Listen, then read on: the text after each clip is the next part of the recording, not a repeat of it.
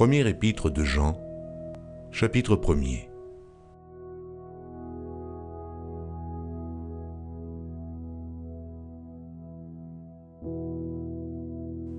Ce qui était dès le commencement, ce que nous avons entendu, ce que nous avons vu de nos yeux, ce que nous avons contemplé et que nos mains ont touché concernant la parole de vie, car la vie a été manifestée, et nous l'avons vue, et nous lui rendons témoignage, et nous vous annonçons la vie éternelle qui était auprès du Père, et qui nous a été manifestée. Ce que nous avons vu et entendu, nous vous l'annonçons à vous aussi, afin que vous aussi, vous soyez en communion avec nous. Or, notre communion est avec le Père et avec son Fils, Jésus-Christ. Et nous écrivons ces choses afin que notre joie soit parfaite. La nouvelle que nous avons apprise de lui et que nous vous annonçons, c'est que Dieu est lumière, qu'il n'y a point en lui de ténèbres. Si nous disons que nous sommes en communion avec lui et que nous marchions dans les ténèbres, nous mentons et nous ne pratiquons pas la vérité. Mais si nous marchons dans la lumière, comme il est lui-même dans la lumière, nous sommes mutuellement en communion, et le sang de Jésus, son Fils, nous purifie de tout péché. Si nous disons que nous n'avons pas de péché, nous nous séduisons nous-mêmes, et la vérité n'est point en nous. Si nous confessons nos péchés, il est fidèle et juste pour nous les pardonner, et pour nous purifier de toute iniquité. Si nous disons que nous n'avons pas péché, nous le faisons menteur, et sa parole n'est point en nous.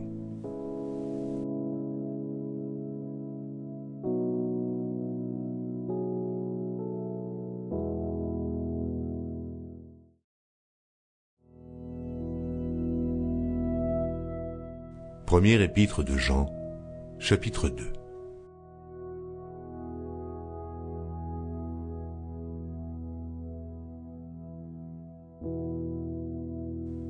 Mes petits enfants, je vous écris ces choses afin que vous ne péchiez point. Et si quelqu'un a péché, nous avons un avocat auprès du Père, Jésus-Christ, le juste. Il est lui-même une victime expiatoire pour nos péchés, non seulement pour les nôtres, mais aussi pour ceux du monde entier. Si nous gardons ses commandements, par là nous savons que nous l'avons connu. Celui qui dit « je l'ai connu » et qui ne garde pas ses commandements est un menteur, et la vérité n'est point en lui. Mais celui qui garde sa parole, l'amour de Dieu est véritablement parfait en lui. Par là, nous savons que nous sommes en lui. Celui qui dit qu'il demeure en lui doit marcher aussi comme il a marché lui-même. Bien-aimés, ce n'est pas un commandement nouveau que je vous écris, mais un commandement ancien, que vous avez eu dès le commencement. Ce commandement ancien, c'est la parole que vous avez entendue. Toutefois, c'est un commandement nouveau que je vous écris. Ce qui est vrai en lui et en vous, car les ténèbres se dissipent, et la lumière véritable paraît déjà. Celui qui dit qu'il est dans la lumière et qui est son frère est encore dans les ténèbres. Celui qui aime son frère demeure dans la lumière, et aucune occasion de chute n'est en lui. Mais celui qui est son frère est dans les ténèbres. Il marche dans les ténèbres, et il ne sait où il va, parce que les ténèbres ont aveuglé ses yeux. Je vous écris, petits enfants, parce que vos péchés vous sont pardonnés à cause de son nom. Je vous écris, Père, parce que vous avez connu celui qui est dès le commencement. Je vous écris, jeunes gens, parce que vous avez vaincu le malin. Je vous ai écrit, petits enfants, parce que vous avez connu le Père. Je vous ai écrit, Père, parce que vous avez connu celui qui est dès le commencement. Je vous ai écrit, jeunes gens, parce que vous êtes forts et que la parole de Dieu demeure en vous et que vous avez vaincu le malin. N'aimez point le monde, ni les choses qui sont dans le monde. Si quelqu'un aime le monde, l'amour du Père n'est point en lui. Car tout ce qui est dans le monde, la convoitise de la chair, la convoitise des yeux et l'orgueil de la vie, ne vient point du Père, mais vient du monde. Et le monde passe, et sa convoitise aussi. Mais celui qui fait la volonté de Dieu demeure éternellement. Petits enfants, c'est la dernière heure. Et comme vous avez appris qu'un antéchrist vient, il y a maintenant plusieurs antéchrists. Par là, nous connaissons que c'est la dernière heure. Ils sont sortis du milieu de nous, mais ils n'étaient pas des nôtres. Car s'ils eussent été des nôtres, ils seraient demeurés avec nous. Mais cela est arrivé afin qu'il fût manifeste que tous ne sont pas des nôtres. Pour vous, vous avez reçu l'onction de la part de celui qui est saint, et vous avez tous de la connaissance. Je vous ai écrit, non que vous ne connaissiez pas la vérité, mais parce que vous la connaissez, et parce qu'aucun mensonge ne vient de la vérité. Qui est menteur? Sinon celui qui nie que Jésus est le Christ, celui-là est l'antéchrist, qui nie le Père et le Fils. Quiconque nie le Fils n'a point non plus le Père. Quiconque confesse le Fils a aussi le Père. Que ce que vous avez entendu dès le commencement demeure en vous. Si ce que vous avez entendu dès le commencement demeure en vous, vous demeurerez aussi dans le Fils et dans le Père. Et la promesse qu'il nous a faite, c'est la vie éternelle. Je vous ai écrit ces choses au sujet de ceux qui vous égarent. Pour vous, l'onction que vous avez reçue de lui demeure en vous, et vous n'avez pas besoin qu'on vous enseigne. Mais comme son onction vous enseigne toutes choses, et qu'elle est véritable, et qu'elle n'est point un mensonge, demeurez en lui, selon les enseignements qu'elle vous a donnés. Et maintenant, petits enfants, demeurez en lui, afin que, lorsqu'il paraîtra, nous ayons de l'assurance, et qu'à son avènement, nous ne soyons pas confus et éloignés de lui. Si vous savez qu'il est juste, reconnaissez que quiconque pratique la justice est né de lui.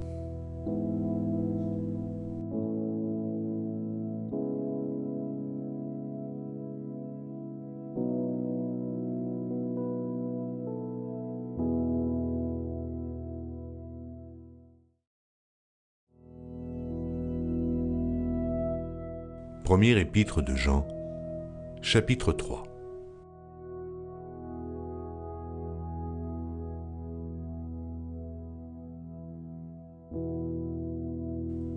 Voyez quel amour le Père nous a témoigné pour que nous soyons appelés enfants de Dieu.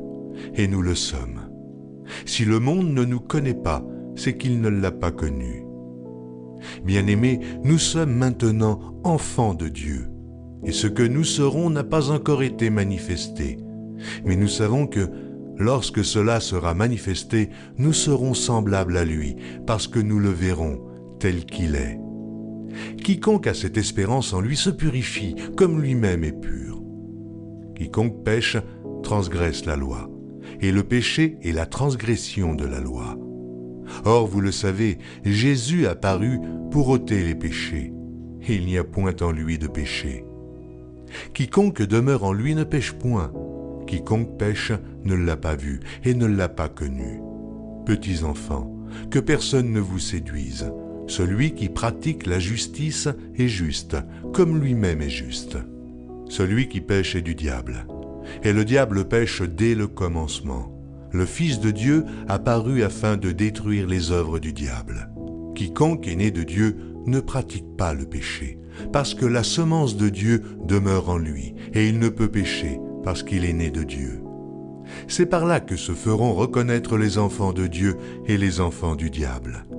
Quiconque ne pratique pas la justice n'est pas de Dieu, non plus que celui qui n'aime pas son frère. Car ce qui vous a été annoncé est ce que vous avez entendu dès le commencement. C'est que nous devons nous aimer les uns les autres et ne pas ressembler à Caïn, qui était du malin et qui tua son frère. Et pourquoi le tua-t-il? Parce que ses œuvres étaient mauvaises et que celles de son frère étaient justes. Ne vous étonnez pas, frères, si le monde vous hait. Nous savons que nous sommes passés de la mort à la vie, parce que nous aimons les frères. Celui qui n'aime pas demeure dans la mort. Quiconque hait son frère est un meurtrier. Et vous savez qu'aucun meurtrier n'a la vie éternelle demeurant en lui. Nous avons connu l'amour en ce qu'il a donné sa vie pour nous. Nous aussi, nous devons donner notre vie pour les frères. Si quelqu'un possède les biens du monde et que, voyant son frère dans le besoin, il lui ferme ses entrailles, comment l'amour de Dieu demeure-t-il en lui? Petits enfants, n'aimons pas en parole et avec la langue, mais en action et avec vérité. Par là, nous connaîtrons que nous sommes de la vérité et nous rassurerons nos cœurs devant lui. Car si notre cœur nous condamne, Dieu est plus grand que notre cœur et il connaît toutes choses. Bien-aimés, si notre cœur ne nous condamne pas, nous avons de l'assurance devant Dieu. Quoi que ce soit que nous demandions, nous le recevons de lui, parce que nous gardons ses commandements et que nous faisons ce qui lui est agréable. Et c'est ici son commandement, que nous croyions au nom de son Fils Jésus-Christ et que nous nous aimions les uns les autres selon le commandement qu'il nous a donné. Celui qui garde ses commandements demeure en Dieu, et Dieu en lui. Et nous connaissons qu'il demeure en nous par l'Esprit qu'il nous a donné.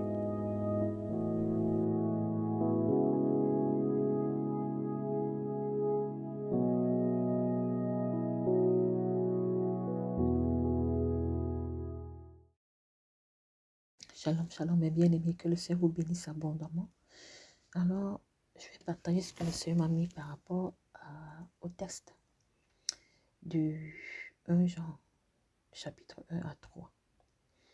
Et la particularité vraiment de ces trois chapitres, c'est vraiment l'accent qui est mis sur l'amour, mais le véritable amour, un amour qui se manifeste, un amour qui se prouve, un amour qui est véritable, un amour qui est sincère, un amour qui découle du Seigneur, un amour qui découle du trône divin.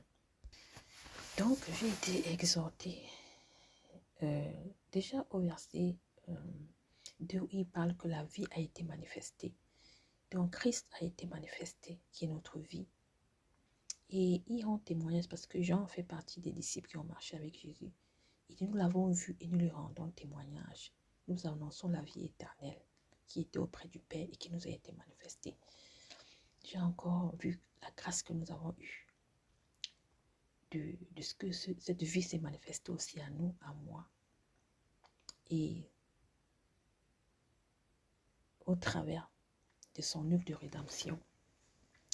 Et le verset 3 parle que notre communion est avec le Père et avec son Fils. Donc, la communion véritable, ce n'est pas cette communion avec les hommes. Mais la communion véritable commence d'abord par la communion avec le Seigneur. Et ce sont ces choses qu'il dit. Et au verset 4, il parle de notre joie. Afin que toujours ça. Donc, ma joie doit être parfaite, pas parce que je vais recevoir une voiture, pas parce que je vais recevoir un salaire, une augmentation, pas parce que je vais recevoir un voyage, pas parce que je vais recevoir quelque chose de charnel, de matériel, mais ma joie est parfaite par cette communion que j'ai. Exhortation encore, avoir la communion, une communion intense, une communion véritable avec le Seigneur tous les jours.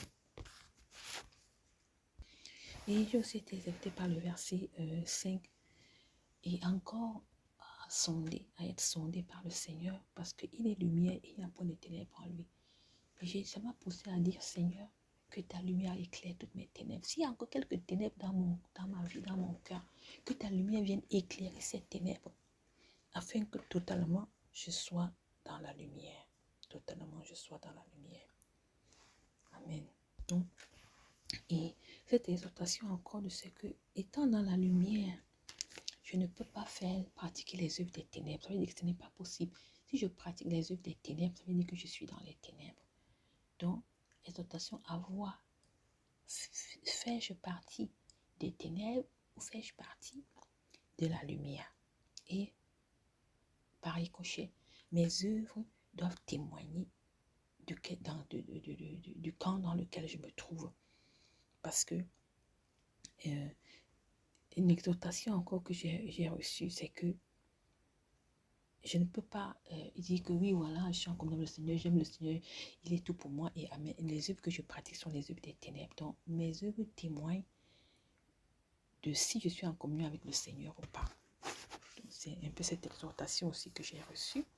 Et je pouvais encore voir à partir du verset 7, la grâce que j'ai que lorsque je pêche, pas parce que je veux, mais par inadvertance, que j'ai cette grâce que en confessant ce péché, en me repentant, j'ai cette assurance que le Seigneur me pardonne en fait.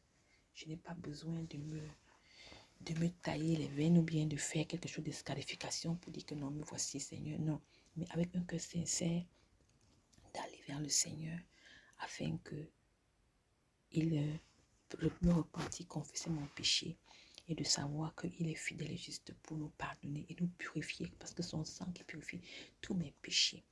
Et vraiment, c'est une grâce énorme, c'est un privilège de connaître cette vérité parce qu'il y en a, quand ils pêchent, ils sont tellement accablés que cette porte d'ouverture leur est inconnue et ils croupissent dans leur péché et périssent même parfois par le péché. Mais grâce soit rendue, gloire soit rendue au Seigneur qui m'a accordé la grâce de pouvoir avoir cette porte d'issue, cette grâce de pouvoir me repentir et de pouvoir repartir avec le Seigneur de plus belle.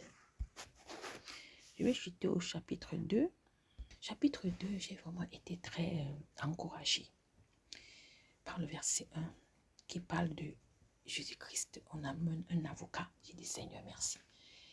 Dans quelle que soit la situation que je peux rencontrer sur la terre, que je sache que j'ai un avocat qui est gratuit, un avocat pour lequel on ne paye point d'honoraires, un avocat qui ne perd point sa cause, un avocat qui sait comment nous défendre, un avocat qui sait comment faire son plaidoyer. On n'a pas besoin de dire qu'on va dire telle phrase, non, c'est lui-même.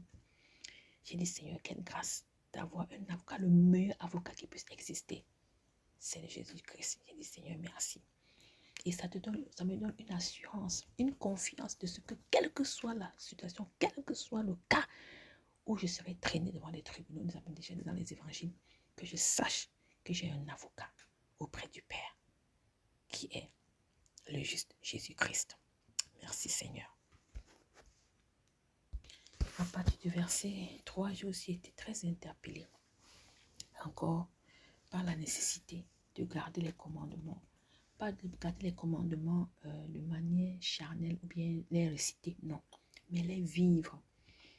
Comme on a même déjà vu dans les chapitres précédents de la parole, que nous devons vivre sa parole, nous devons pratiquer sa parole. Donc, une exhortation à garder, c'est-à-dire à la brémomorer, mais aussi pratiquer sa parole. Et une exhortation aussi à ce que de laisser sa parole nous travailler, nous purifier, nous nettoyer, afin qu'il nous remplisse aussi par la suite. Parce que, comme on a vu dans les chapitres précédents de Pierre, il devait d'abord nous dépouiller avant de nous revêtir, afin que nous marchions en lui. Donc, l'exhortation encore ici, c'est pour marcher comme le Seigneur, une exhortation, une interpellation. À revoir, maman, j'ai besoin de demeurer en lui.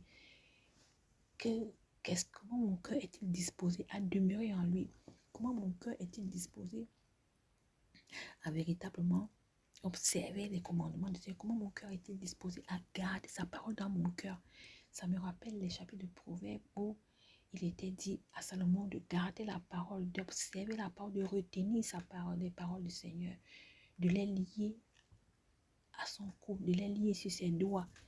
Donc, il n'a pas à faire ici, c'est de garder les commandements du Seigneur, de les pratiquer. Et une autre exhortation, c'était, si je dis que j'ai gardé les commandements, si je dis que je pratique les commandements, comment est-ce que ma vie le témoigne? Est-ce qu'envers un frère ou une sœur, ou même envers quelqu'un de ma famille qui n'est pas dans le Seigneur, vu que les actes qu'il commet, je hais cette personne? Comment est mon attitude devant ceux qui me calomnient? Comment est mon attitude devant ceux qui me haïssent, ceux qui me maudissent? Est-ce que je les bénis? Est-ce que je leur fais du bien? Est-ce que je traite les personnes selon les actes qu'ils posent envers moi? Parce que je suis exhortée ici, le Seigneur me rappelle ici que, étant dans la lumière, et disant que je suis en communion avec lui et gardant sa parole, je dois aimer d'abord mon frère, aimer ma soeur. Je dois marcher dans la lumière, donc par ricochet, je dois aimer mon prochain, aimer d'abord Dieu plus que tout et aimer mon prochain en retour.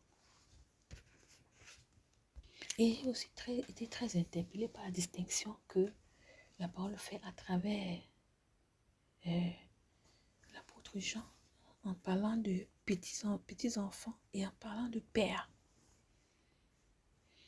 Et si possible, si le conducteur peut encore vraiment apporter, apporter un éclairci, en plus, ça m'enrichirait spirituellement sur ces notions de petits-enfants et père. Et,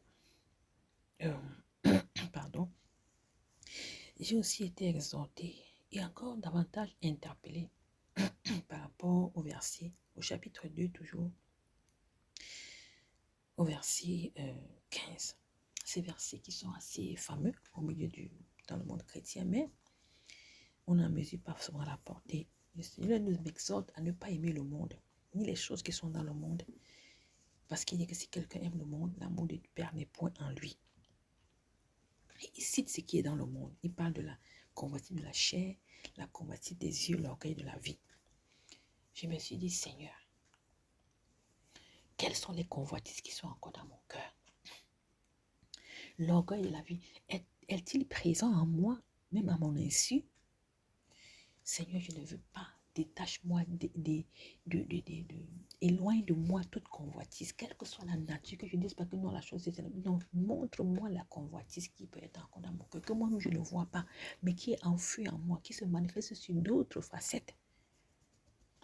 Donne-moi de voir la convoitise, de voir s'il y a la convoitise des yeux, l'orgueil de la vie, afin que je sois véritablement parmi ces disciples qui t'aiment, que je sois véritablement, qu'il n'y ait plus aucun amour du monde dans moi. C'est le son de mon cœur, afin qu'il n'y ait plus aucune trace d'amour du monde en moi, mais que totalement mon cœur, tout mon être t'appartienne et te soit totalement dédié. Et il dit au verset 17 que celui qui fait la volonté de Dieu demeure éternellement. Je dis waouh, ce verset me parle chaque fois que je le lis. Je dis Seigneur, donne-moi de ne faire que ta volonté, pas la volonté d'un homme, pas la volonté d'un frère, d'une soeur, d'un conducteur, mais ta volonté à toi, ta volonté que tu me donnes bien sûr par ces instruments.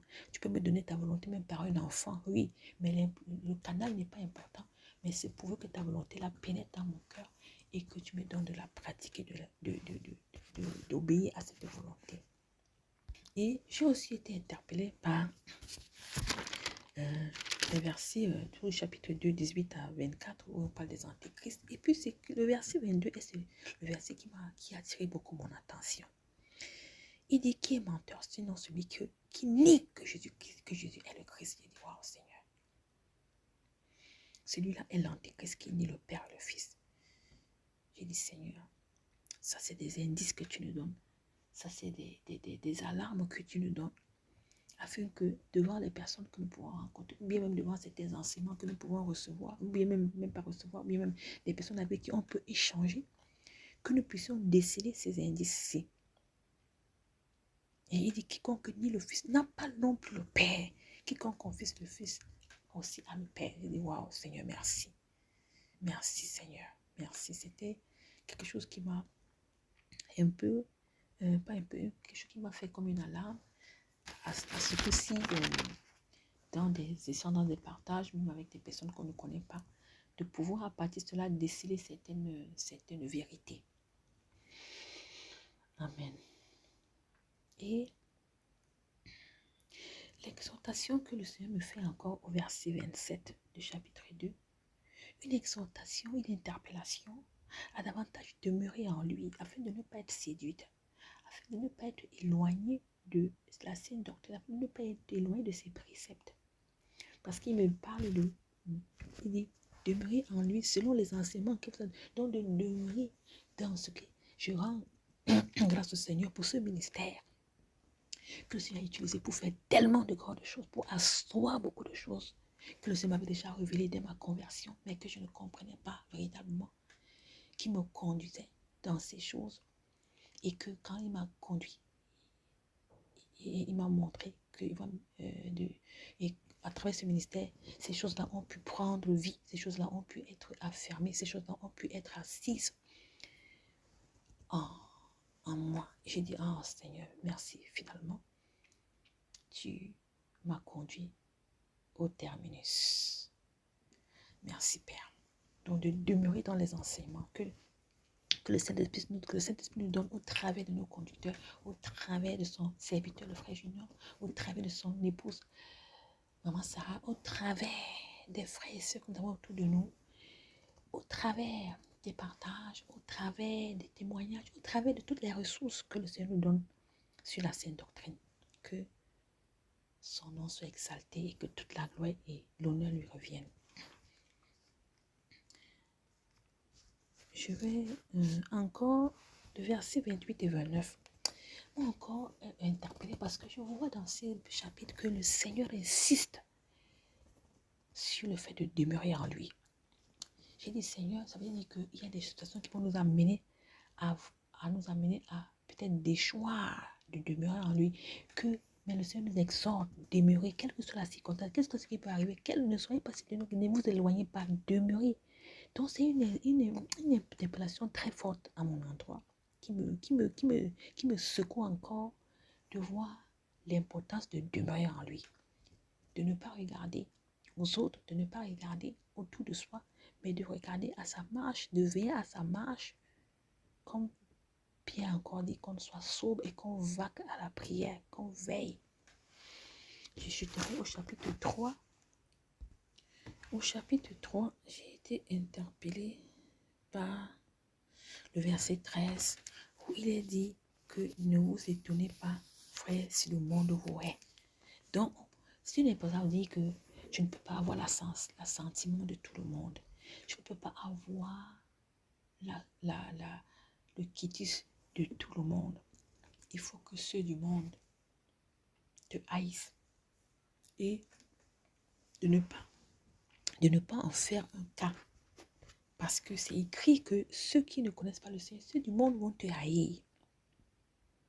Et au verset 12, il a donné un exemple avant de venir à cette phrase. Il a parlé de l'exemple de Caïn qui était du malin. Donc, c'est une exhortation encore qui me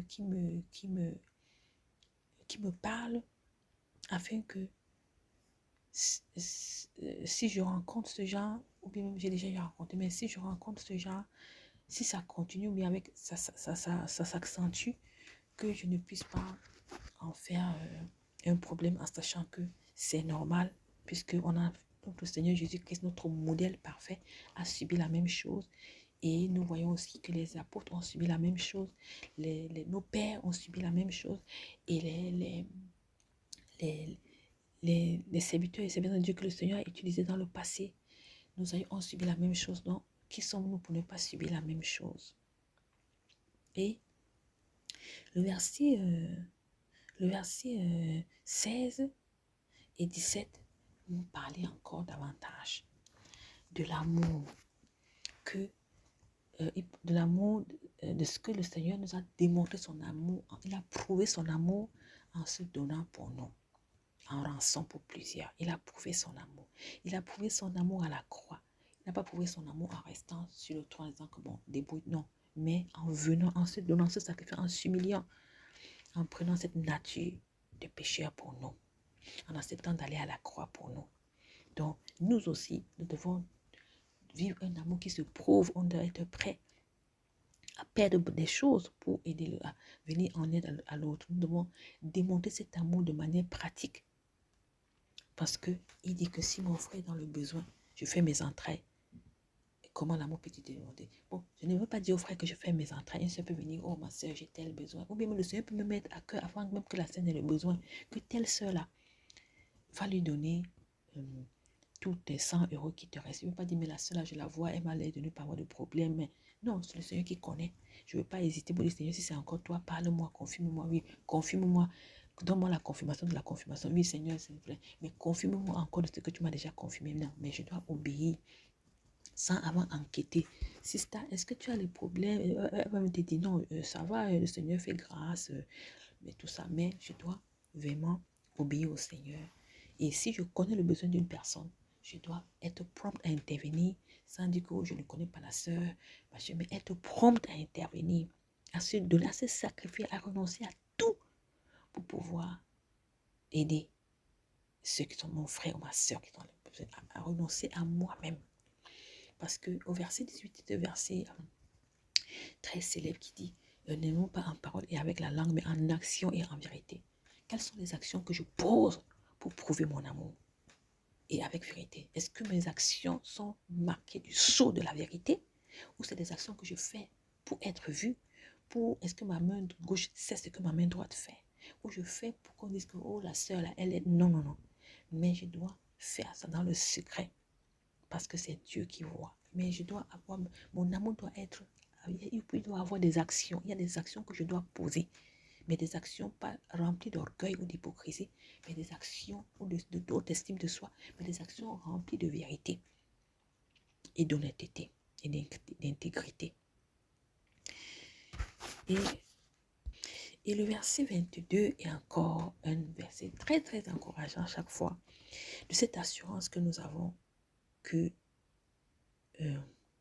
ce que nous demandons au Seigneur, selon sa volonté bien sûr, nous la recevons.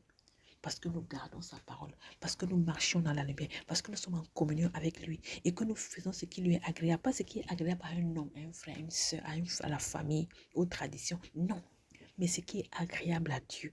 Et ce qui est agréable à Dieu me fait comprendre encore n'est pas toujours ce qui va nous plaire, n'est pas toujours ce qui va nous caresser dans le sens du poil. Non, mais c'est des choses où je dois renoncer, des choses qui nous brisent, c'est des choses où je dois renoncer à moi, c'est des choses qui sont douloureuses parfois, mais qui sont agréables aux yeux de Dieu. Donc, d'où encore qu'on appelle sonder, examiner si ce que je fais est véritablement agréable à Dieu ou agréable aux hommes. Et je terminerai avec le verset 24 où le Seigneur nous parle encore au travers de son serviteur, Jean, de demeurer en lui, de demeurer en lui, de demeurer en lui. Et ce n'est que le Saint-Esprit qui peut nous permettre de demeurer en lui, de ne pas être happé par toutes sortes de doctrines, ballotté par toutes sortes de doctrines, mais de demeurer dans la sainteté, dans la parole, dans la vérité, dans le lait pur, pour nous purifier, dans la nourriture solide qui vient de sa parole, et afin d'être préservé de toutes sortes de séductions. Merci Père. Donc voilà ce que je voulais partager par rapport à ces 3 chapitres. Que le Seigneur vous bénisse abondamment et bénisse nos précieux conducteurs. Shalom. Shalom, shalom, mes bien-aimés. Que la grâce et la paix du Seigneur Jésus vous soient multipliées. Je partage ici ma méditation sur 1 Jean 1, 2 et 3. Et je remarque que dans cet épître, premier épître de Jean, il dit ce qui était dès le commencement, ce que nous avons entendu, ce que nous avons vu de nos yeux, ce que nous avons contemplé et que nos mains ont touché concernant la parole de vie, nous vous l'annonçons. Ça veut dire que Jean n'a pas annoncé autre chose que ce qu'il a reçu. Il a donné ce qu'il a reçu. La parole qu'il a reçue, c'est ce qu'il a transmise. Et il continue en disant, la vie en effet s'est manifestée. Nous l'avons vue, nous en sommes témoins et nous vous l'annonçons. Cette vie éternelle qui était auprès du Père et qui s'est manifestée à nous. Et il le dit en disant, cette parole que j'ai reçue, j'ai vu comment elle se manifeste. Je suis témoin. Pour nous dire, ce n'est pas seulement des paroles en l'air que je vous transmets. Ce ne sont pas des paroles philosophiques que je vous transmets. Ce n'est pas de l'abstrait. Ce que je vous transmets, c'est du concret. Ce sont des choses qu'on peut mettre en application et ça produit un résultat. Et quand je vois ça, je rends grâce au Seigneur. Parce que le Seigneur nous fait comprendre que nos prédécesseurs ont reçu de lui et ont transmis des choses palpables. Nous devons faire de même. Puisse vraiment le Seigneur me faire grâce de transmettre fidèlement ce que j'ai reçu, en rendant témoignage comme le fait Jean. Maintenant, il continue en disant au verset 5, voici le message que nous avons entendu de lui et que nous vous annonçons. Dieu est lumière et il n'y a pas de ténèbres en lui. comme pour nous dire, mes bien-aimés, si nous nous approchons de Dieu, si nous parlons de Dieu, considérons toujours que en lui, il n'y a pas de péché. Et donc, ne jouons pas avec le péché. Ne nous familiarisons pas avec le péché. Ce sont des personnes qui aiment le péché. Ce sont les personnes qui rejettent le péché. Excusez-moi. Les personnes qui renoncent au péché, qui cherchent continuellement à marcher dans la sanctification. Et il dit, si nous disons que nous sommes en communion avec lui tout en marchant dans les ténèbres, nous mentons et nous ne mettons pas la vérité en pratique. Donc on ne peut pas marcher avec Dieu en même temps nous nous trompons. En se disant, il y a des péchés que je peux quand même faire. Bon, le Seigneur ne va pas déranger, on est quand même des humains, non? Ou alors en parlant de péché mignon, comme on parlait quand on est dans une dénomination. Ou alors en disant, ah, notre Dieu est tolérant. Certains péchés, il peut laisser. Et donc on condamne certains péchés par rapport à d'autres. Le Seigneur nous amène à haïr le péché, quel que soit le péché. Nous devons nous détacher du péché. Nous devons être des personnes qui ont de la haine pour le péché. Nous devons être troublés chaque fois que nous tombons dans le péché parce que nous marchons avec Dieu qui n'est que lumière. En lui, il n'y a pas de péché. Et il dit, mais si nous marchons dans la lumière, tout comme Dieu lui-même est dans la lumière, nous sommes en communion les uns avec les autres. Et le sang de Jésus-Christ nous purifie de tout péché. Et il continue au verset 8. Si nous disons que nous n'avons pas de péché, nous nous trompons nous-mêmes et la vérité n'est point en nous. Mes frères et sœurs, c'est une grâce de savoir qu'on est dans le péché. Parce que nous vivons dans un monde où nous justifions et nous avons des explications à tout. Tu vas dire à quelqu'un, pourquoi tu ne fais pas ceci? Il va te trouver une explication. Parce que même l'explication au crime, il y a. Demande à quelqu'un, pourquoi tu as tué? Il va te dire que non, c'est parce que, il va développer. Il y a toujours une explication à tout. Et cette explication, c'est pour à la fin dire que, en vérité, je n'ai rien fait. Certains même accusent Satan. C'est un esprit qui m'a poussé à faire ça. On peut dire que non, ne me regardez pas, c'est l'esprit qui a fait. Le Seigneur nous appelle à être des personnes qui reconnaissent leur péché. Et c'est cette reconnaissance de son état de pécheur qui est le début de la délivrance. Il n'y a pas de délivrance sans repentance. Et pour qu'il y ait repentance, il faudrait que vraiment nos cœurs prennent conscience de l'état dans lequel ils se trouvent. Ça me fait penser à la parole qui a été donnée dans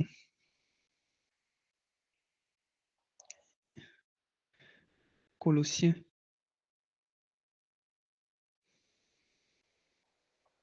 où on dit déchirez vos cœurs,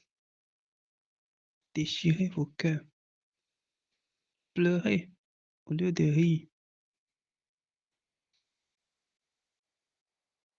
Et la parole dit homme partagé, comme pour dire que voilà, si le cœur est là, le cœur est partagé, ce n'est pas bon.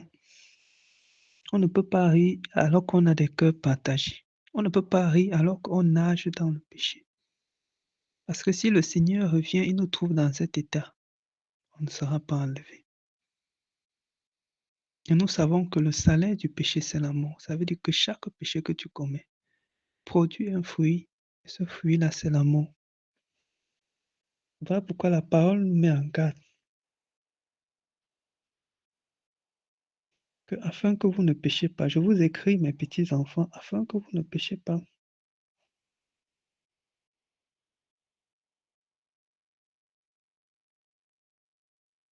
C'est quelque chose vraiment qui nous interpelle.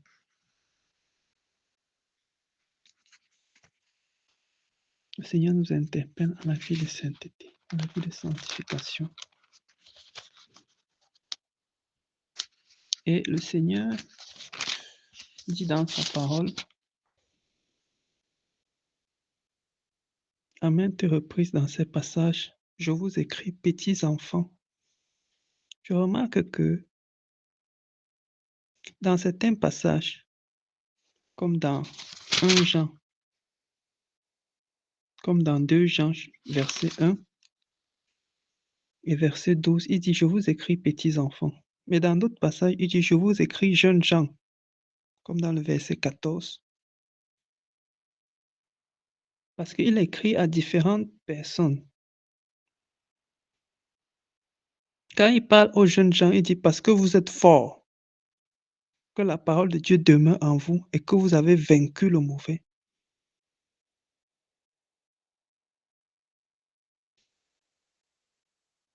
Donc, il parle à différentes personnes. Il parle à différentes personnes. Et quand il dit petits enfants ici, ce n'est pas enfants par l'âge.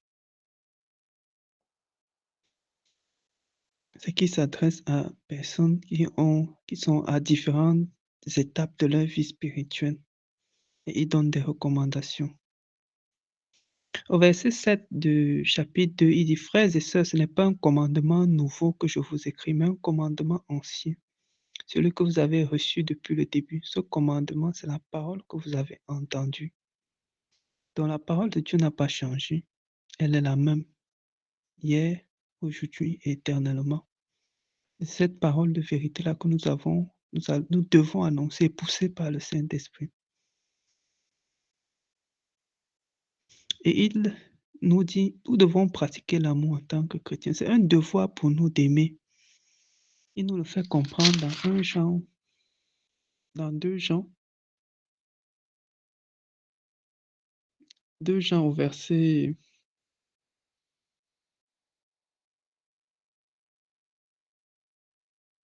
9,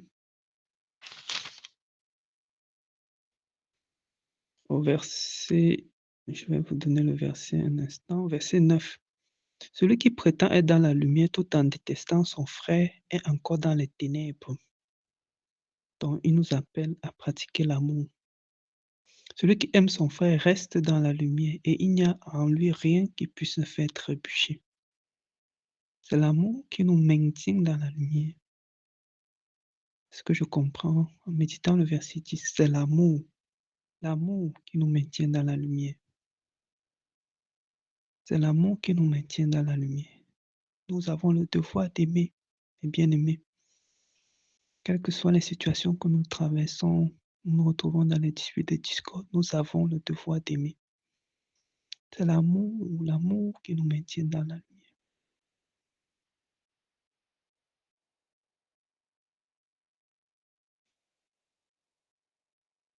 Vous voyez, dans le verset 13, il dit, je vous écris Père, parce que vous connaissez celui qui est dès le commencement. Donc ici, il parle plutôt au Père. Je vous écris, jeunes gens, parce que vous avez vaincu le mauvais. Je vous écris, petits enfants, parce que vous connaissez le Père. Je vous écris, Père, parce que vous connaissez celui qui est dès le commencement.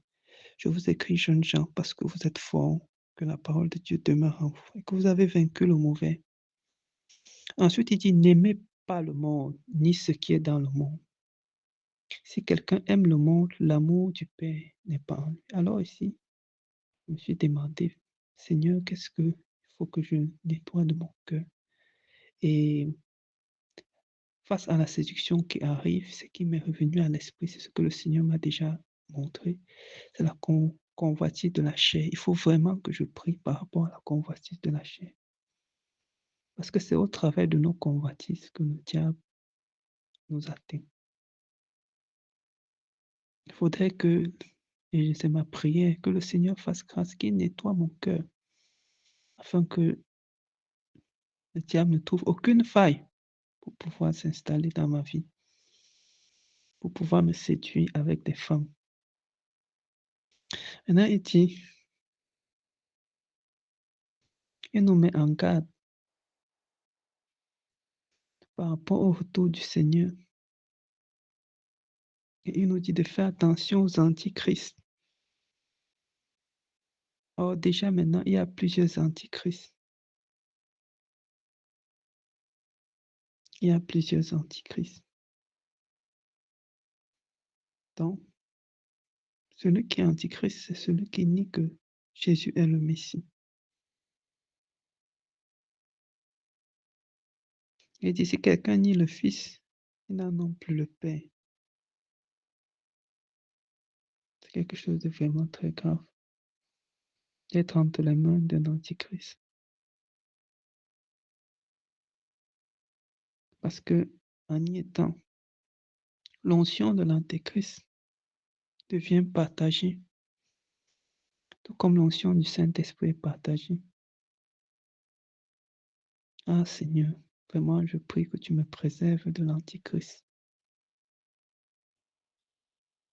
Et il dit dans le verset 27, quant à vous, l'onction que vous avez reçue de Christ demeure en vous et vous n'avez pas besoin qu'on vous enseigne. Au contraire, puisque la même onction vous enseigne sur toutes choses, qu'elle est véridique et dépourvue de mensonges, vous demeurez en lui, comme elle vous l'a appris. Au chapitre 3,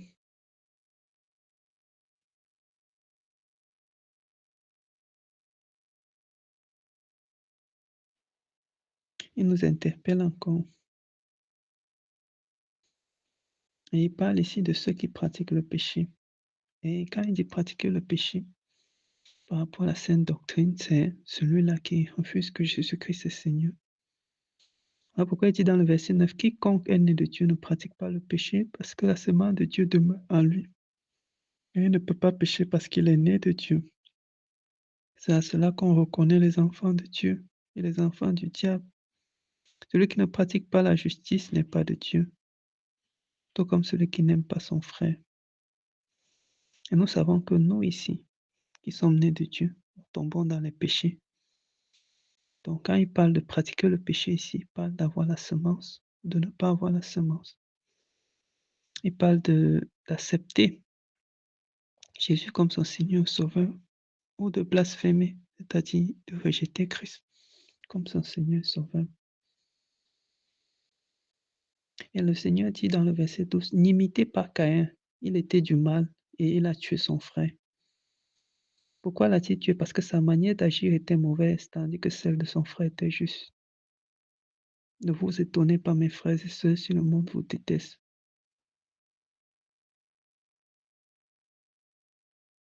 Verset 15. Tout homme qui déteste son frère est un meurtrier. Vous savez qu'aucun meurtrier n'a la vie éternelle. Ce passage nous interpelle vraiment.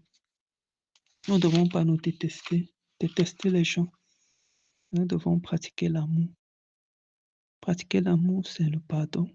Pratiquer l'amour, c'est savoir demander pardon également quand ça ne va pas. Pratiquer l'amour. C'est 1 Corinthiens 13. L'amour est patient. L'amour pardonne tout. L'amour ne soupçonne pas le mal. L'amour endure tout. Il espère tout. Ça, c'est la définition de l'amour qui nous a été donnée dans 1 Corinthiens 13. Et c'est ce que le Seigneur nous amène à pratiquer.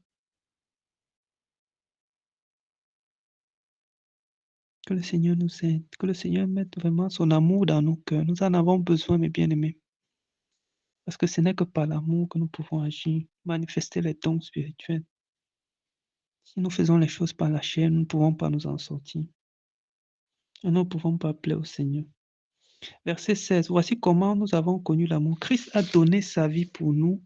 Nous aussi, nous devons donner notre vie pour les frères et sœurs. Ça m'interpelle ce qui nous a été dit aujourd'hui. Marie, vous devez donner votre vie pour vos femmes. Ça, c'est la parole qui a été donnée au travers du prophète. Je pense que c'était le frère Locho. Elle était emportée par l'esprit. Vraiment une interpellation. Donner sa vie, ça veut dire, il n'y a pas plus grand amour que de donner sa vie pour ses amis. C'est ce que dit la Bible. Il n'y a pas plus grand amour. Ici, le Christ a donné sa vie pour les autres. Nous devons être prêts à le faire également pour nos frères et sœurs. Parce que nous avons reçu l'Esprit de Christ pour manifester ce qu'il manifestait. Nous n'avons pas reçu l'Esprit de Christ pour seulement parler les versets bibliques. Voilà pourquoi le verset 18 nous dit, petits enfants, n'aimons pas en parole et avec la langue, mais en acte et en vérité. Ah Seigneur, aide-moi à mettre en pratique tes enseignements. Aide-moi à mettre en pratique l'amour. Aide-moi, Seigneur, à m'humilier quand c'est nécessaire. Aide-moi, Seigneur, à être patient quand c'est nécessaire. Aide-moi, Seigneur Jésus, à m'humilier, à être patient quand c'est nécessaire. Aide-moi à pardonner quand c'est nécessaire. Aide-moi à ne pas soupçonner le mal. Aide-moi, Seigneur Jésus-Christ, à demeurer dans tes voies. Aide-moi, Seigneur Jésus, mon Dieu, mon roi, à être tempérant. Aide-moi, Seigneur Jésus, à demeurer dans l'espérance et à tout endurer. Au nom de l'amour du Seigneur Jésus. Que le Seigneur soit glorifié pour cette méditation. Amen. Shalom, shalom bien-aimés, soyez abondamment bénis dans le nom de Jésus-Christ notre Seigneur. Je partage avec nous ce jour, par la grâce de Dieu, ma méditation de la première épître de Jean l'Ancien, les 3 premiers chapitres. Depuis les 4 premiers versets en fait, je vois la joie de Jean de rendre le témoignage de quelqu'un qui a vécu, de quelqu'un qui a véritablement expérimenté. Donc, elle le lit vraiment, déjà dès l'introduction, tu sens que il a vécu ce qu'il dit. Ce n'est pas qu'il est en train de raconter une fable, comme disait l'apôtre Pierre dans son épître en fait. Mais j'ai vécu ça et je parle de ça parce que afin que ma joie soit parfaite. Donc je sentais comme s'il était déjà pressé à l'intérieur de lui, dans son cœur, que non, il faut que je dise, il faut que je parle de ça, de ce que j'ai vécu, de ce témoignage, de ce que j'ai expérimenté, parce que sinon en fait je ne serais pas triste. Il faut que le monde sache. Et vraiment, je prie encore, je comprends encore ici vraiment. Je ne dois pas avoir honte en fait. Ça doit être véritablement une joie, un privilège même, que je dois me sentir privilégié de pouvoir témoigner de ce que le Seigneur a fait, de pouvoir rendre témoignage des œuvres de Dieu, ce que j'ai vécu avec le Seigneur, de ma vie avec le Seigneur.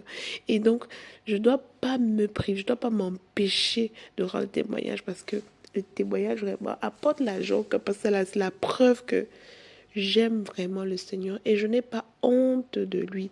Et je voyais encore ici un attribut que Jésus présentait vraiment comme la vie de Dieu, présenté comme le Père.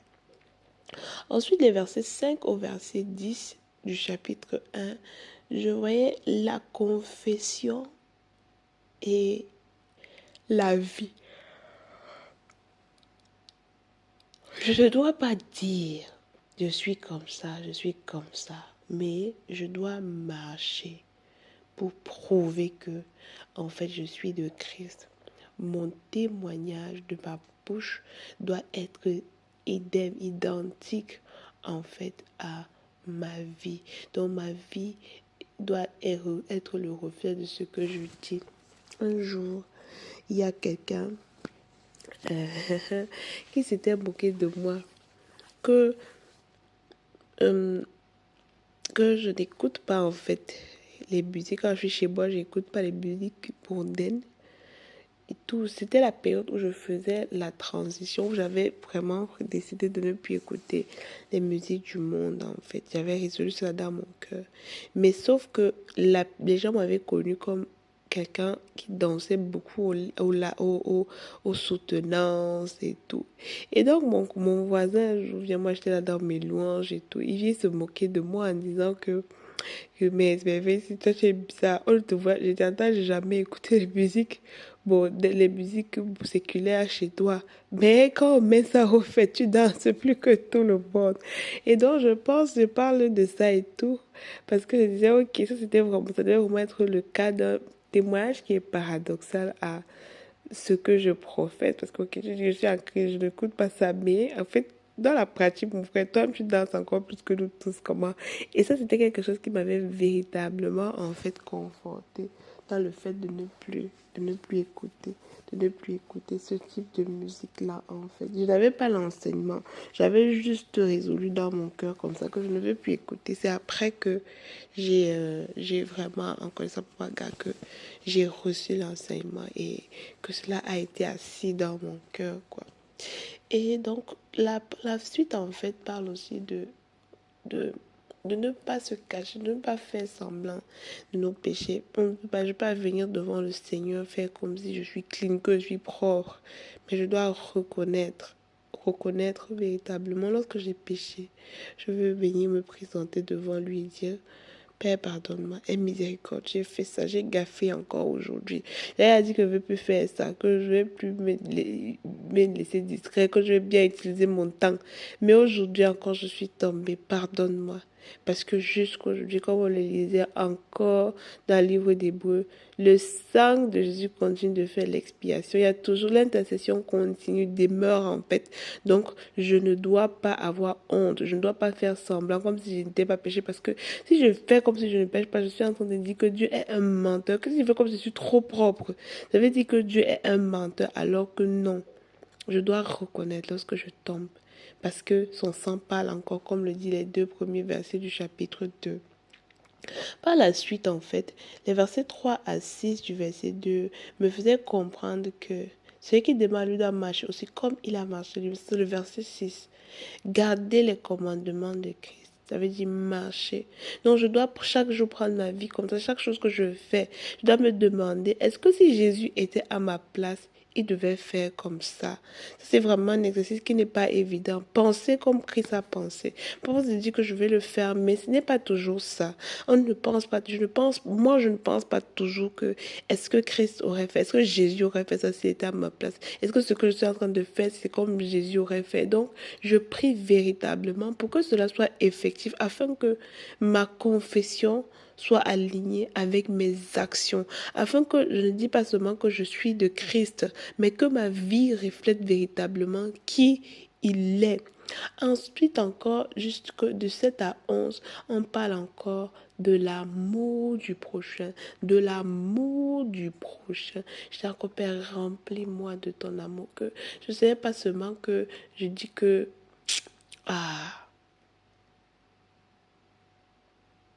je suis comme ça, mais il faut pas. Est-ce qu'il y a encore? Est-ce que j'en veux encore? Parce que je garde encore les personnes dans mon cœur. Parce que c'est celui qui dit qu'il est dans les lumières et qui est son frère et encore dans les ténèbres. Je ne dois pas seulement dire que je suis de la lumière. Est-ce que je retiens encore? Est-ce que je soupçonne encore les gens? Tout ça. Je prie vraiment que l'amour de Dieu soit parfait en moi pour que je sois véritablement fils de lumière et que la lumière de Dieu soit manifeste en moi et au travers de moi. Parce que celui qui n'aime pas est dans les ténèbres. Waouh! C'est fort. Celui qui n'aime pas, celui qui est dans les ténèbres. Il marche dans les ténèbres. Il ne sait pas où il va. Donc, je vois vraiment ici l'amour comme ce qui éclaire le chemin, ce qui montre la voie. Comme l'apôtre Paul dit dans 1 Corinthiens 12, le dernier verset. Je vais vous montrer la voie par excellence. Il introduit en parlant de l'amour. Donc, la voie véritable par excellence, ce qui est lumière sur notre chemin. C'est la manifestation de l'amour. Et ça me fait penser à Ésaïe 53, quand il dit que, quand il parle du jeûne, c'est 53 ou 58, 58 je crois, non, Ésaïe 58, et où il parle du vrai jeûne. Je vais vraiment passer à ça, où il parle du vrai jeûne. Où il dit que non, si tu dénoues les liens de la servitude, si tu envoies libre l'opprimé, alors ta nuit sera comme la lumière de midi. Et Ésaïe 58, ta nuit sera comme la lumière de midi, parce que tu as agi en ces choses-là. Donc, l'amour, la manifestation de l'amour est véritablement une lumière qui éclaire. Et je me dois d'aimer parce que j'appartiens au Seigneur Jésus. Pour la suite, quand il parle en s'adressant à plusieurs catégories de personnes. Les enfants, ceux à qui les péchés sont pardonnés. Les pères parce qu'ils ont connu celui qui est. Donc, les jeunes gens, ceux qui ont vaincu le malin. Et je voyais vraiment que, en fait, je voyais vraiment plusieurs niveaux de croissance et les attributs qui sont attachés à chaque position. Si je suis un enfant, je vais pas avoir ce qui est pour les pères et tout le reste. Donc, je voyais véritablement ça ici comme chaque catégorie a une façon de personne dans le Seigneur, a une façon que Dieu se révèle à lui et ce qu'il attend de lui. Mais à nous tous, il dit que nous ne devons pas aimer le monde. En disant encore hier dans le Dieu, ne vous conformez pas au siècle présent.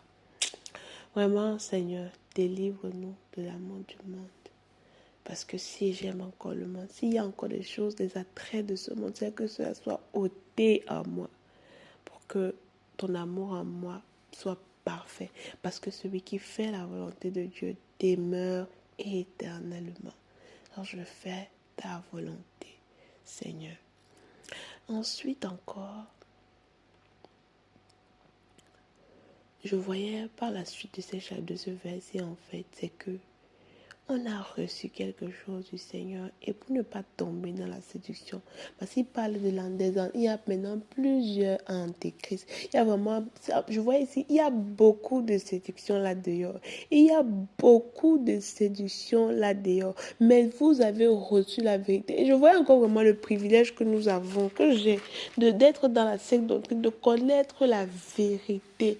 Et je disais, ah Seigneur, donne-moi de m'accrocher parce que si je ne suis pas accrochée à cette vérité, je serai séduite. Je serai séduite. Oh Père, donne-moi de rester dans cette vérité. Donne-moi de rester dans cette vérité. Vraiment, que le Seigneur nous aide. Que le Seigneur nous aide. Et ensuite, le chapitre 3. Le chapitre 3. Oh, nous sommes encore encouragés à demeurer en lui et non son enseignement dans la vérité. Vraiment que le Seigneur m'aide à rester attaché à lui. Les enseignements que je reçois, ce que j'écoute, ce que j'ai lu, que vraiment je m'attache à ces choses pour que je ne sois pas emportée loin d'elle, comme l'apôtre Paul nous le disait encore dans l'épître aux Hébreux. Véritablement que je ne sois pas emportée loin de ce que j'ai reçu, mais que cela reste ancré en moi. Et je voyais encore le chapitre 3 se lit véritablement quoi la première. C'était un peu comme je voyais ça encore comme une manière de détailler davantage ce qui était dit dans le chapitre précédent par rapport à la manifestation de la vie de Dieu. Parce que nous serons tels qu'il est. J'ai beaucoup aimé le verset 2 quand il dit que ce que nous sommes n'a pas encore été manifesté. Mais nous savons que lorsque sera manifesté, nous serons semblables à lui parce que nous le verrons tel qu'il est. J'ai dit, waouh, quelle grâce. Nous allons contempler le Seigneur. Ce ne sera plus en espérance. On ne nous racontera plus Dieu. On le verra. On n'aura plus besoin de dire, waouh. Et que quiconque a cette espérance. Et donc je sentais dans mon cœur, ça doit être pressant que non. Je dois me purifier. Je dois me sanctifier. Parce que celui que je veux rencontrer est saint. Et c'est ça le cri de mon âme. Comme de vraiment suivre l'enseignement de la grâce. Comme l'apôtre Paul le dit à Tite. Car la grâce de Dieu, source de salut pour les hommes, a été manifestée. Elle nous enseigne. Donc que je puisse véritablement suivre l'enseignement de la grâce. Marcher comme la grâce veut. Parce que il y a l'espérance en moi que ce que je suis n'est pas encore manifesté. Parce que je veux que cela vienne à manifestation. Je dois me purifier. Je dois éviter le péché. Et comme il disait, quiconque est né de Dieu pratique pas le péché parce que la sémence de Dieu demeure en lui. Donc, je ne dois pas me plaire dans le péché. Je peux tomber, ça peut arriver que je défaille. Mais je ne dois pas m'y plaire. Ça ne doit pas être une habitude. Je ne dois pas justifier. Ça ne doit rien me... Non. Mon cœur doit être triste quand j'attriste le cœur de Dieu. Parce que si je me plais, si je justifie déjà, il faut que j'examine de quelle sémence je suis.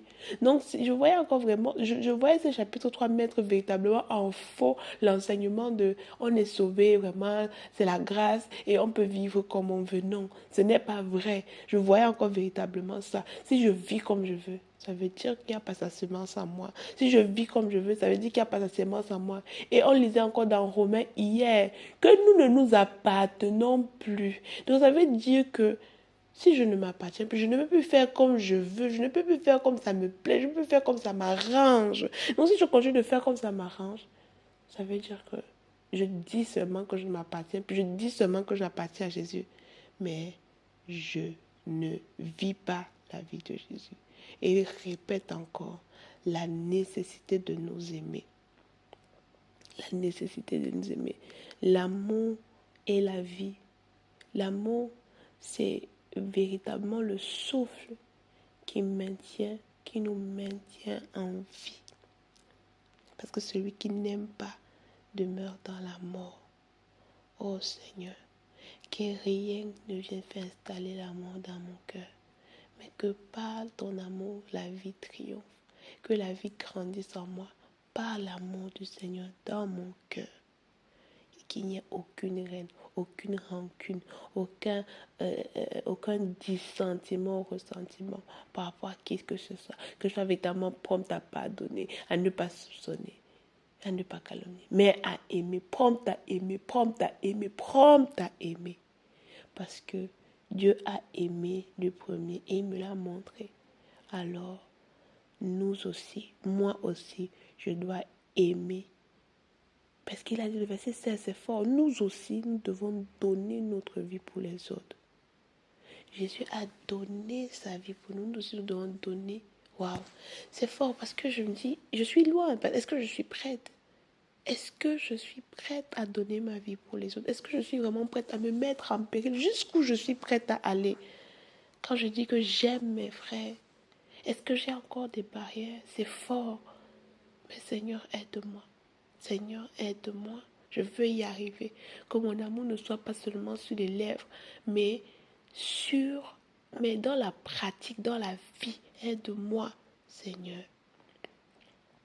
Parce que c'est par cet amour-là qu'on connaît que nous sommes de la vérité. Comme il nous a dit, Jean 13:35, que c'est à votre façon de vous aimer les uns les autres qu'on reconnaîtra que vous êtes mes disciples. Donc, si je suis disciple de Christ, il faut que cet amour-là abonde en moi. Et le verset 22 est encore l'assurance de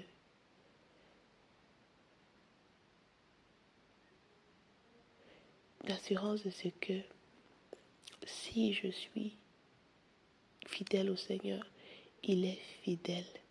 Si je suis fidèle au Seigneur, lui aussi, il est fidèle. Et il récompense la vérité. Il récompense la vérité. Et merci au Seigneur pour l'assurance du salut par le Saint-Esprit qu'il a placé en moi pour que je ne sois pas dans la crainte parce que je suis une fille d'adoption et il m'a donné le gage de ma rédemption, le Saint-Esprit. Toute la gloire au Seigneur Jésus pour un si grand amour. Soyons abondamment bénis. Shalom, shalom. Shalom.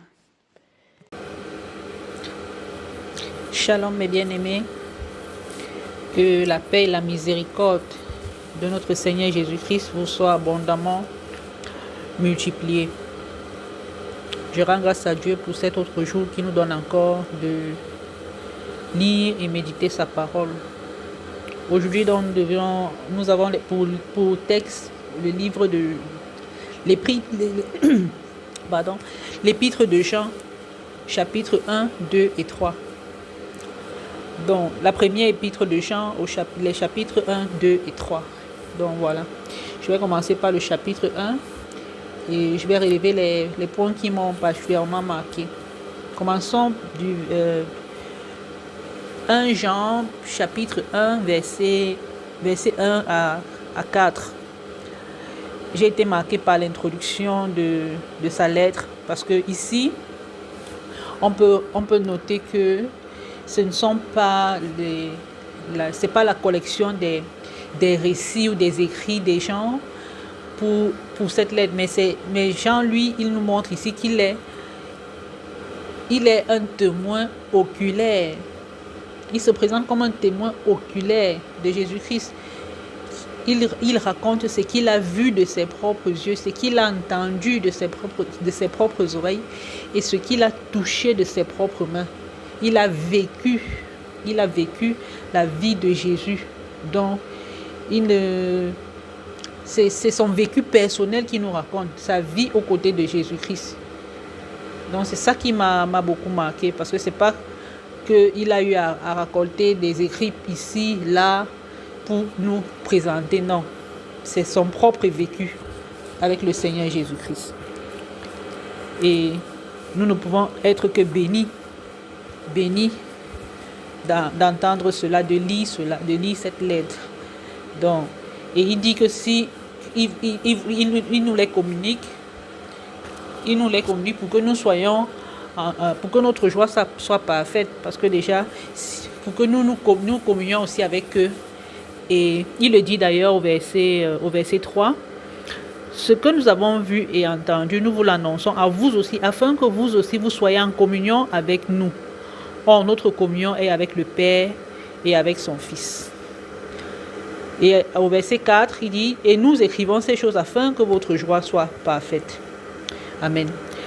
Maintenant, je vais passer les versets 5, 6 et 7 nous montrent ici que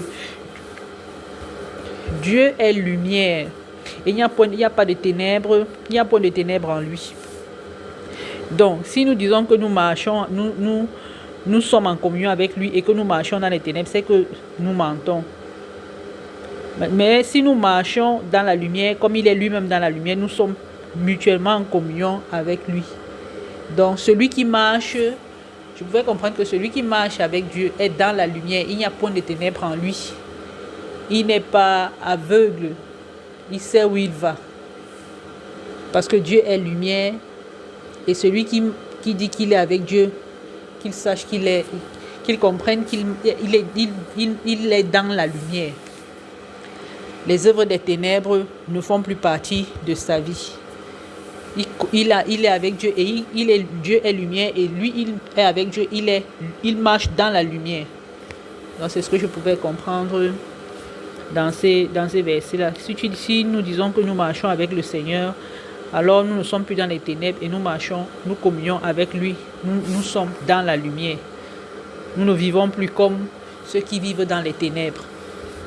Le verset 9, il est écrit, si nous confessons nos péchés, il est fidèle et juste pour nous les pardonner et pour nous purifier de toute iniquité. Donc, vous pouvez comprendre que nul ne peut dire qu'il est sans péché. Nul ne peut dire qu'il est sans péché. Mais le Seigneur nous appelle à reconnaître que nous sommes pécheurs, que si nous reconnaissons que nous sommes pécheurs, nous venons devant, nous le confessons devant lui. Et lui, il est fidèle et juste pour nous les pardonner. Le Seigneur pardonne toujours le pécheur. Il pardonne toujours le pécheur. Donc nous devons reconnaître que nous sommes pécheurs, le confesser au Seigneur et il va nous le pardonner.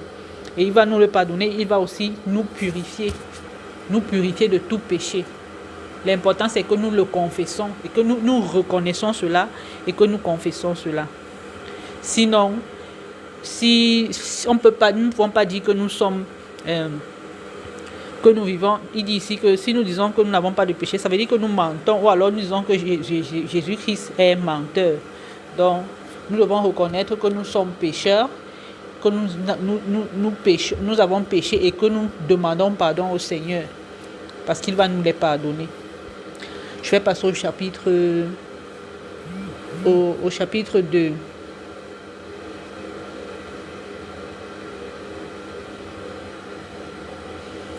Au chapitre 2, voilà. Le verset 1. Mes petits enfants, je vous écris ces choses afin que vous ne péchiez point. Et si quelqu'un a péché, nous avons un avocat auprès du Père. Le Seigneur nous demande ici de ne pas pécher. Et quand bien même nous péchons, le Seigneur Jésus-Christ est là, il intercède pour nous. Il est notre avocat auprès du Père. Il est notre avocat lorsque l'ennemi nous accuse. C'est le Seigneur Jésus-Christ qui intercède et qui nous défend auprès du Père. Mais il nous demande de ne pas pécher. De ne pas pécher. Donc, et parce que le Seigneur Jésus-Christ lui-même s'est offert comme sacrifice, comme une victime pour nous, pour nos péchés. Et nous demandons de ne pas pécher. Donc voilà. Le verset 4. Le verset 4 nous dit que nous ne pouvons pas... non seulement si nous disons que nous connaissons le Seigneur, alors nous devons garder ses commandements. Et le Seigneur nous demande non seulement de garder ses commandements et de les mettre en pratique, surtout de les mettre en pratique. Si nous disons que nous connaissons le Seigneur et nous ne gardons pas ses commandements, alors nous mentons, nous ne disons pas la vérité. nous ne disons pas la vérité.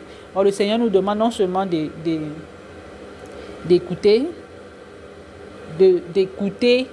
d'obéir à ses commandements et surtout de les mettre en pratique. C'est ce qui caractérise celui qui dit qu'il demeure en Jésus-Christ. Et aussi, nous devons marcher comme le Seigneur a marché, lui aussi. Donc, si nous disons que le Seigneur demeure en nous, alors nous devons refléter ce que le Seigneur est, ou encore même ce qu'il a été quand il était ici, quand il était avec nous, quand il était sur terre. Donc, je pouvais encore, ici j'ai pu tirer un sujet de prière. Je disais, Seigneur, rends-moi conforme à toi. Donne-moi de marcher au Père comme toi-même tu as marché. Rends-moi conforme à toi. Donne-moi au Père de pratiquer ta parole, d'obéir à tes commandements et de pratiquer ta parole, la mettre en pratique. Parce que c'est ça qui est plus important. On peut bien écouter, mais si on peut bien écouter, on peut bien la garder, mais si on ne le met pas en pratique, ça n'aurait servi à rien. Donc, le verset 9 et 10, il est écrit, celui qui dit qu'il est dans la lumière et qui est son frère encore dans les ténèbres. Ça nous renvoie encore à ce que le verset 6 nous disait. Nous ne pouvons pas dire que nous sommes avec le Seigneur et nous vivons encore comme lorsque nous étions dans les ténèbres. Parce que le Seigneur, lui, il est la lumière. Et qui décide de marcher avec le Seigneur, sache qu'il est dans la lumière, il n'est plus dans les ténèbres. Donc tu ne peux pas dire que tu aimes tu détestes ton frère et tu dis que tu es dans la lumière. Non. Non. Déjà que toute la loi se résume en un mot, aime ton prochain comme toi-même. Le Seigneur nous demande toujours de nous aimer les uns les autres. Donc celui qui est, comme le verset 10 nous le dit, le verset 11, celui qui est son frère est dans les ténèbres. Il marche dans les ténèbres et il ne sait d'où il va parce que les ténèbres ont aveuglé ses yeux. Je vais passer au verset 15. Le verset 15, n'aimez point le monde ni les choses qui sont dans le monde. Et nous savons que le monde, ici, le Seigneur nous demande de nous éloigner de l'amour du monde. De ne pas nous attacher aux choses de ce monde. Car tout ce qui est l'amour du monde est inimitié contre Dieu. L'amour du monde est inimitié contre Dieu. Et il y a, je crois que c'est encore quel verset là qui me rappelle. Oui, l'amour du monde est inimitié contre Dieu. Nous devons nous éloigner des choses du monde. Parce que ce monde et ses attraits vont passer. Mais celui qui vit, qui demeure en Jésus-Christ, qui résiste, qui persévère avec le Seigneur, lui va vivre éternellement.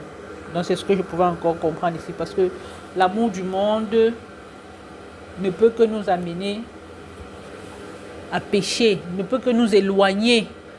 L'amour du monde nous éloigne de l'amour de Dieu, nous éloigne de notre relation avec le Seigneur. Et ça ne peut rien nous apporter. Ça ne peut rien nous apporter. Or, celui qui s'attache au Seigneur, celui qui cherche la face du Seigneur, celui qui demeure au Seigneur, vivra éternellement. Donc, oui, vivra éternellement. Ok. Donc, celui qui accomplit la volonté de Dieu vivra éternellement. C'est ça qui est plus important. Parce que l'amour du monde, qui est caractérisé par nous, ici au verset 16, il est écrit, si quelqu'un aime le monde, l'amour du Père n'est point en lui, car tout ce qui est dans le monde, la convoitise de la chair, la convoitise des yeux, l'orgueil de la vie, ne vient point du Père, mais vient du monde. Et le monde passe et sa convoitise aussi. Mais celui qui fait la volonté de Dieu demeure éternellement. C'est ce que je disais tantôt, que le monde et ses attraits vont passer, mais c'est celui qui accomplit la volonté de Dieu qui vivra éternellement. Le verset 18, par contre, 18 à 20 nous fait comprendre que nous sommes à la dernière heure. C'est la dernière heure et ça annonce comme ça, ça parle comme ça de l'antichrist. Parce que, étant à la fin des temps, nous voyons, ça parle de l'antéchrist qui se voit même déjà au milieu de nous. Et nous pouvons dire que, pas que nous pouvons dire, nous sommes réellement dans les derniers temps. Nous sommes vraiment dans la dernière heure. Et comme il dit, il est écrit, il y a maintenant plusieurs antéchrists. Il y a maintenant plusieurs antéchrists. Par là, nous connaissons que c'est la dernière heure. Ils sont sortis du milieu de nous, mais ils n'étaient pas des nôtres.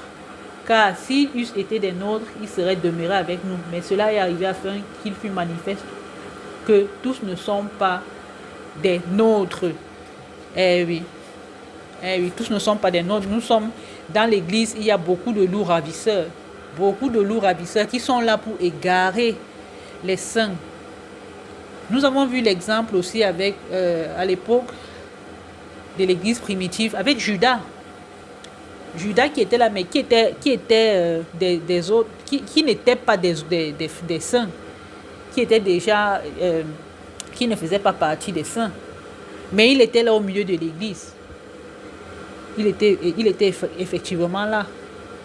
Donc c'était, et la Bible aussi nous parle des gens qui nient Christ, qui nient l'existence de Christ, qui refusent d'accepter que Jésus est le Christ.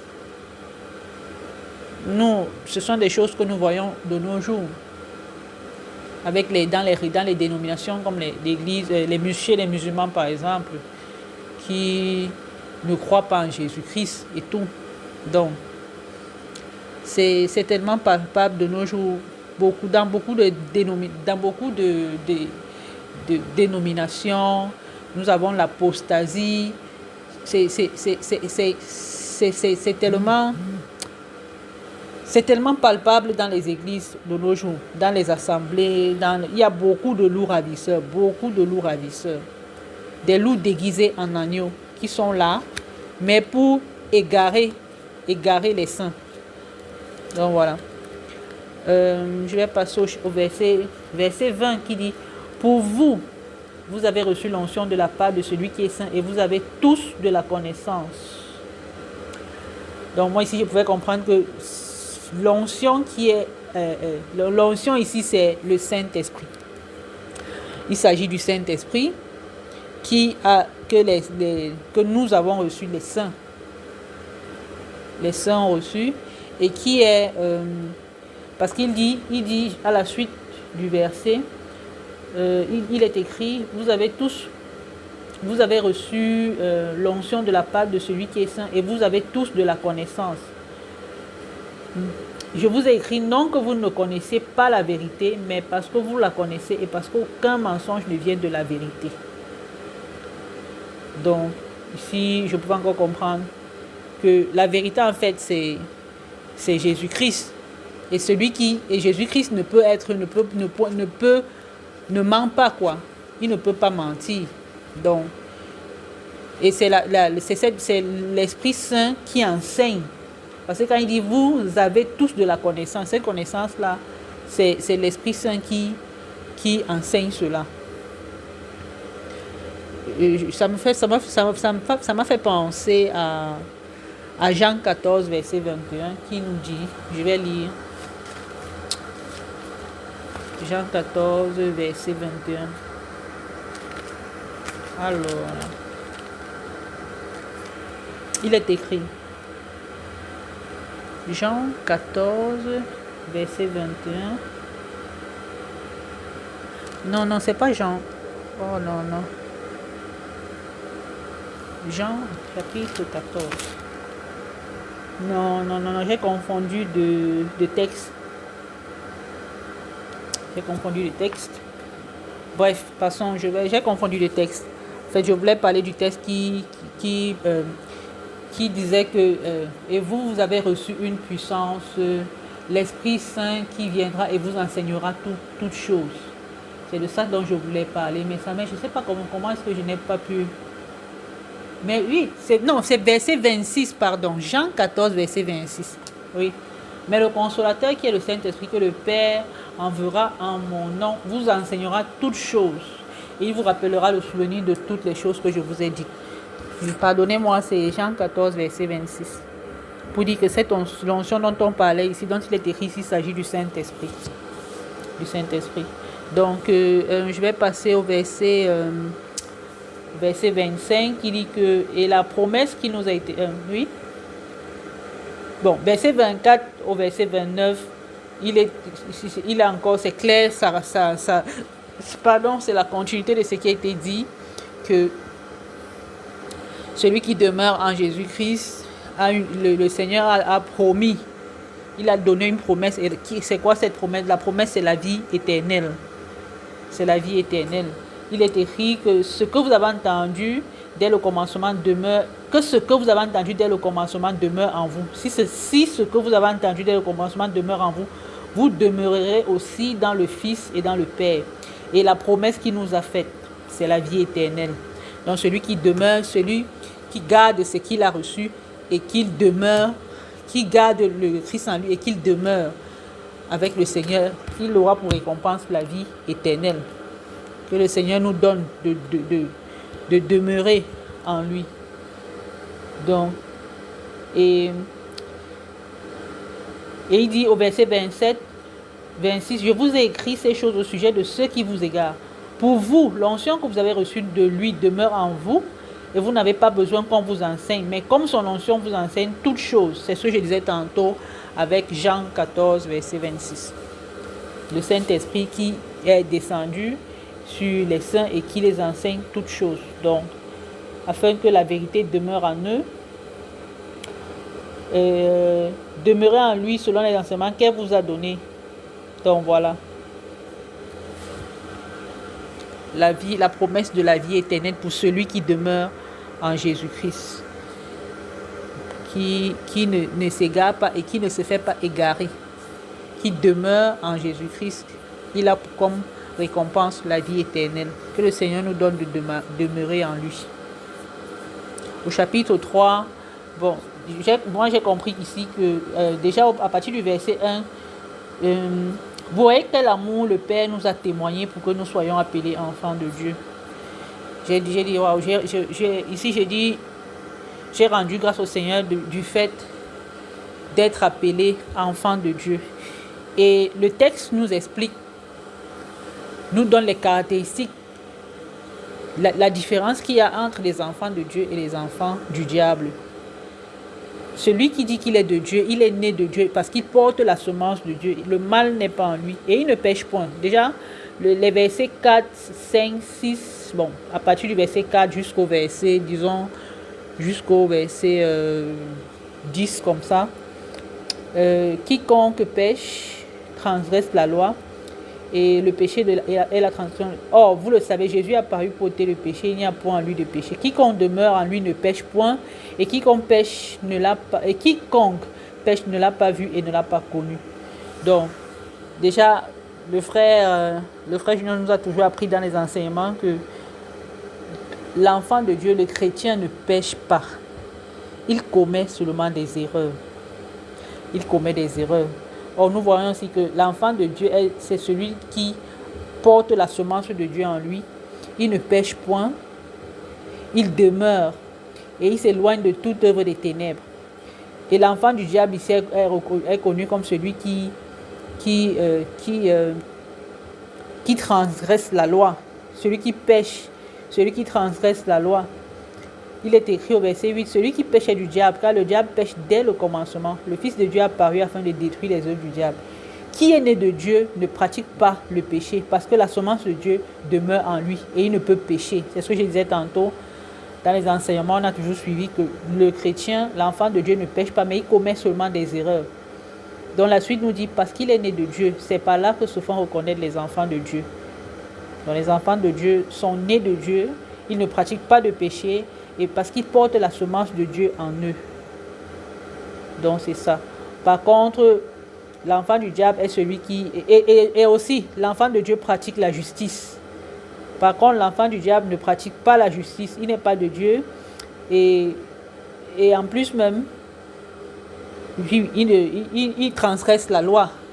Donc, on a pris l'exemple ici de Caïn, quelqu'un qui dit qui a tué son frère parce qu'il avait... Ses œuvres étaient mauvaises. Parce qu'il n'avait pas de justice en lui. Il haïssait son frère et il l'a tué. Et alors que les œuvres de son frère étaient justes.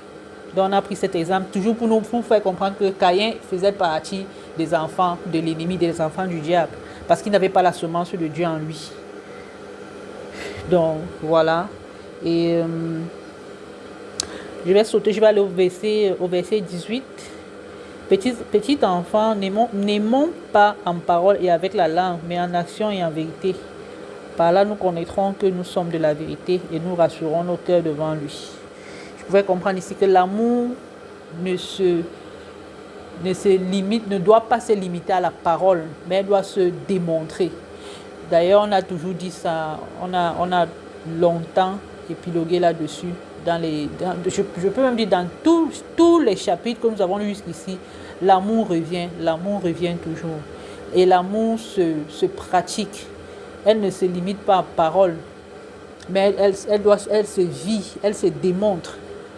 D'ailleurs, tous les commandements, on l'a dit dans Romains, de la Bible se résument en un seul. Aimez-vous les uns les autres. Aime ton prochain comme toi-même. Donc, on ne va pas cesser de le dire. L'amour revient toujours, toujours et toujours. Que le Seigneur nous donne de nous aimer les uns les autres d'un amour vrai, sincère, sans hypocrisie. L'amour de Dieu. L'amour qui ne soupçonne pas de mal, qui ne fait point de mal. Aimons-nous les uns les autres, comme Jésus-Christ même nous a aimés et qui nous aime. Amen. C'est ici que je vais m'arrêter. Voilà ce que j'ai pu tirer de ma méditation.